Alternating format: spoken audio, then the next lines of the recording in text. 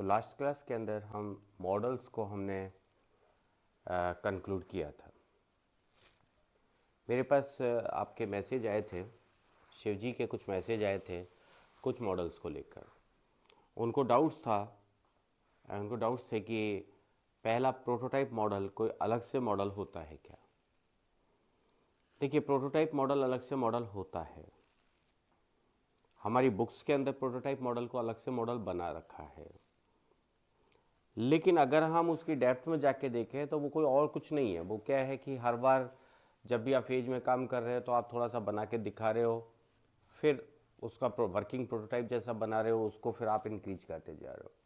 तो उसमें कुछ एक्स्ट्रा पढ़ने का है नहीं, इसलिए मैंने उसको कवर नहीं किया, डिटेल में नहीं किया, क्योंकि अलग अलग बुक्स, अलग अलग बहुत सारे अपने मॉडल्स, अलग अलग ऑथर्स अपने हिसाब से बनाते हैं। एक जो उनका कंसेप्ट था कि भाई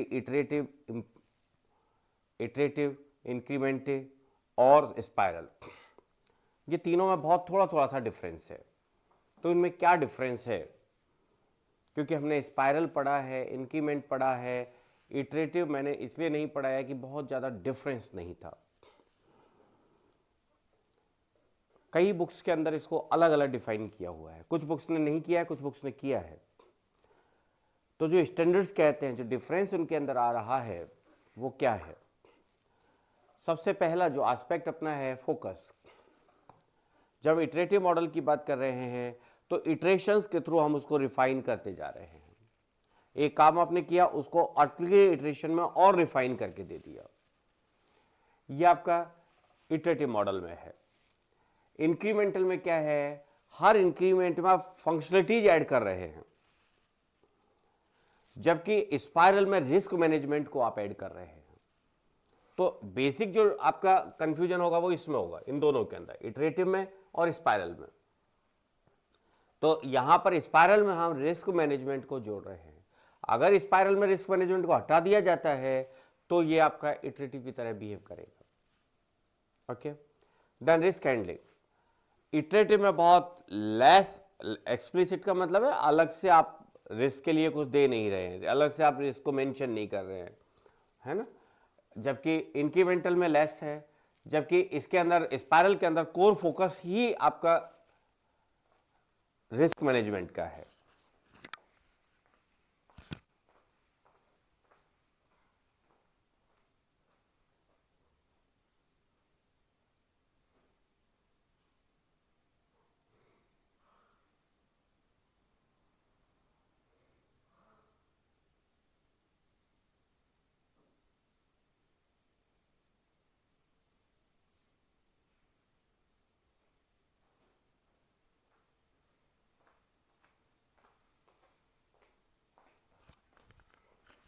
स्पाइरल के अंदर जब अपन बात कर रहे हैं तो रिस्क मैनेजमेंट उसके हर साइकिल के अंदर हमने इनबिल्ट किया है। डिलीवरी जो अपन कर रहे हैं इटरेटिव के अंदर, entire system is refined iteratively, हम पूरा सिस्टम उसको रिफाइन कर करके दे रहे हैं। इंक्रीमेंटल के अंदर हमने क्या किया? फंक्शनल पार्ट बनाया, पहला पार्ट 1 दे दिया, फिर पार्ट 2 दे दिया, इस तरीके से। स्पाइरल के अंदर हम फेजेस साइकिल डिलीवर कर रहे हैं on the basis of risk and priority. Feedback अगर हम देखें तो इटरेटिव के अंदर कोर पार्ट है लूप का। अगर हम इंक्रीमेंटल में देखें तो है तो सही, लेकिन सेंट्रलाइज कम है, इसको हमने कम फोकस दिया हुआ है। जबकि स्पाइरल के अंदर अगर अपन देखते हैं, use to refined and manage risk, risk को मैनेज करने के लिए, रिफाइनमेंट के लिए अपन काम में लेते हैं।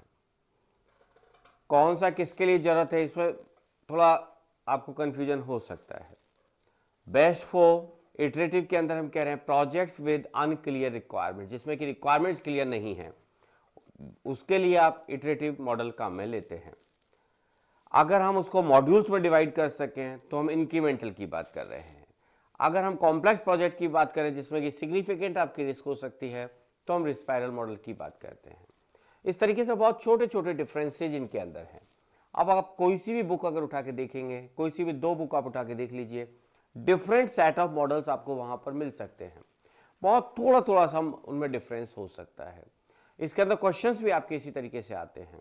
एक पर्टिकुलर चीज आपकी दे दी कि भैया निम्न में से कौन सा सबसे ज्यादा रिस्क मैनेज करता है, रिस्क मैनेजमेंट पर फोकस है, तो आपको उस हिसाब से इनको देखना पड़ेगा। जो 3-4 पॉइंट जो आपके पास हैं, एक तो किस प्रोजेक्ट के लिए काम में ले रहे हैं, डिलीवर क्या करते हैं, है ना, और मेन फोकस किस चीज़ पे है, कौन से फेजेज हैं, इस तरीके की बातें अपन करते हैं जब अपन मॉडल्स की बात करते हैं, मॉडल्स के क्वेश्चंस की बात करते हैं।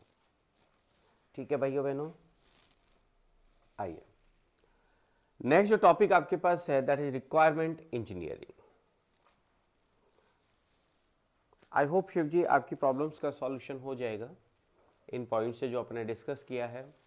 फिर भी अगर कोई इश्यू है तो प्लीज़ आप मुझे बताइए ग्रुप के अंदर, जो भी आपका एप्लीकेशन का ग्रुप है या व्हाट्सएप ग्रुप है, तो आप मुझे बता दीजिए, अपन उसको फिर डिटेल में चलेंगे। ओके, रिक्वायरमेंट इंजीनियरिंग की बात करते हैं। देखिए, सॉफ्टवेयर डेवलपमेंट के अंदर रिक्वायरमेंट मैनेज करना एक बहुत कॉम्प्लेक्स टास्क है। रिक्वायरमेंट इंजीनियरिंग के अंतर्गत हमारे पास क्या आता है कि हम रिक्वायरमेंट्स को कैसे निकाल रहे हैं, कैसे समझ रहे हैं, कैसे इम्प्लीमेंट कर रहे हैं और कैसे उसे मैनेज कर रहे हैं। किसी भी सॉफ्टवेयर डेवलपमेंट के अंदर या किसी भी सॉफ्टवेयर को डेवलप करते वक्त, इंजीनियर करते वक्त, उसका जो एक सब पार्ट हमारे पास आता है that is requirement engineering, one of the most important part of software engineering. Engineering जैसे कि हमने कहा, systematic and discipline work to perform some task is engineering. तो रिक्वायरमेंट को डिसिप्लिन तरीके से, सिस्टमेटिक तरीके से मैनेज करना ही रिक्वायरमेंट इंजीनियरिंग है। ठीक है भैया बहनों, ओके। रिक्वायरमेंट इंजीनियरिंग एक इंपॉर्टेंट एस्पेक्ट होता है सॉफ्टवेयर इंजीनियरिंग के अंदर। देखिए साहब, क्या बात करते हैं अपन, जैसा कि अभी हमने कहा, कस्टमर को उस सिस्टम से क्या क्या रिक्वायरमेंट्स चाहिए और कौन कौन से कंस्ट्रेंट्स के अंडर में ये जो सिस्टम है ये काम करेगा, ये आपका रिक्वायरमेंट इंजीनियरिंग के अंदर हम डिस्कस करते हैं। या हम कहें सिस्टम हमें क्या क्या सर्विसेज दे रहा है, सिस्टम हमें क्या क्या सर्विसेज देने वाला है, किन कंडीशंस में देने वाला है, ये तमाम चीजें हम रिक्वायरमेंट इंजीनियरिंग के अंदर डिस्कस करते हैं। ठीक है Murari ji, good morning Murari ji. What we want from the system, that is the focus of study of requirement engineering. What we want from the system,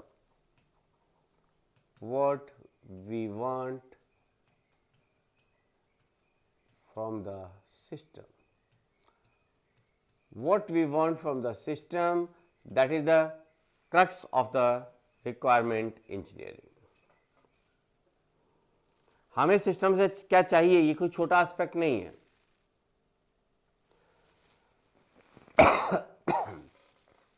ये एक लार्जर एस्पेक्ट में हम बात कर रहे हैं।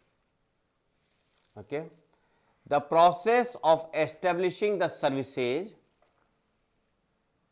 The process of establishing the services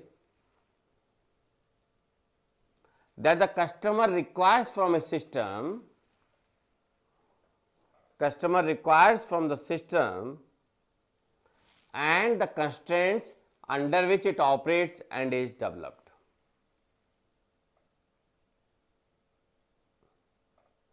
मतलब क्या हो गया, हमें सिस्टम से क्या चाहिए और वो कंस्ट्रेंट्स जिनके अंदर ये ऑपरेट होगा और डेवलप होगा।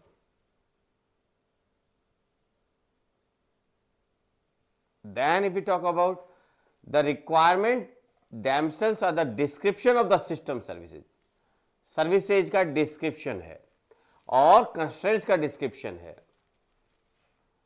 जो कि हम रिक्वायरमेंट प्रोसेसिंग के, रिक्वायरमेंट इंजीनियरिंग के अंदर डिटेल में डिस्कस करते हैं। तो रिक्वायरमेंट इंजीनियरिंग को अगर जस्ट हम डिफाइन करें तो हम कहेंगे भाई हमें सिस्टम से क्या चाहिए, ये रिक्वायरमेंट इंजीनियरिंग है। सिस्टम किन कंडीशंस में हमारे लिए काम कर रहा है, ये रिक्वायरमेंट इंजीनियरिंग है। सिस्टम किन कंडीशंस में हमारे लिए काम कर रहा है, ये रिक्वायरमेंट इंजीनियरिंग है। और सिस्टम से हमें क्या चाहिए, ये हमारे रिक्वायरमेंट इंजीनियरिंग का एक पार्ट है या रिक्वायरमेंट इंजीनियरिंग का मेन फोकस है। राइट भाइयों बहनों, आगे बढ़ते हैं।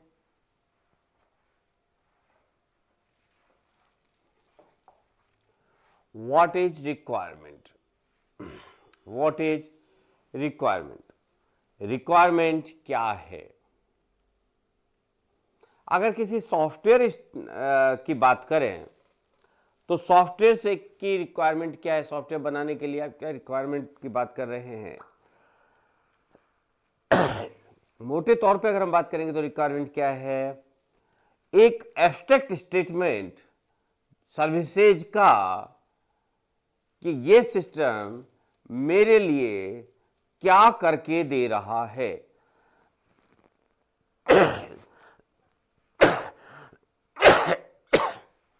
ये सिस्टम मेरे लिए क्या करके दे रहा है, ये हम रिक्वायरमेंट इंजीनियरिंग के अंदर पढ़ेंगे। अगर सपोज हमने सिस्टम से कहा, एक बात तो हो गया सिस्टम हमें क्या करके दे रहा है। दूसरी बात, अगर सपोज इस सिस्टम को मैंने एक टेंडर निकाला, मैंने लोगों से कहा भाई कितने पैसे लोगे, अलग अलग लोगों से पूछा, तो ये जो रिक्वायरमेंट इंजीनियरिंग है ये एक बेसिस होगा इस चीज का, ये एक बेसिस होगा इस चीज का कि सामने वाले से आप नेगोशिएट कर सके, सामने वाला उस पर बिड कर सके कि कितने पैसे में प्रोजेक्ट बन के आएगा।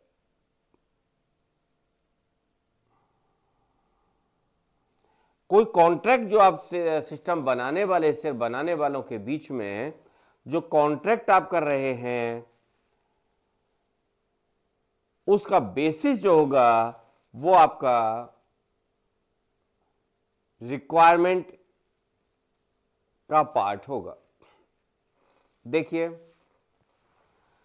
थोड़ा इंग्लिश देख लें। May be the basis for a bid for a contract therefore must be open to interpretations। Contract का या बिड का प्रोसेस का, बिड का बेसिस हो सकता है, उसके ऊपर उस बेसिस पर आपकी बिड्स लग सकती है। May be the basis for the contract itself, इसलिए आपकी डिटेल में डिफाइन होना चाहिए। तो ये जो दो चीज है ये मिलाकर हम इसे कॉन्ट्रैक्ट कह रहे हैं। सिस्टम क्या क्या करेगा? आप जब किसी को अपना सॉफ्टवेयर बनाने को देंगे तो सॉफ्टवेयर डेवलपर के साथ आप कोई कॉन्ट्रैक्ट करेंगे ना, कोई एग्रीमेंट साइन करेंगे। एग्रीमेंट में लिखेंगे क्या? एग्रीमेंट में जो लिखेंगे वही आपकी रिक्वायरमेंट्स है।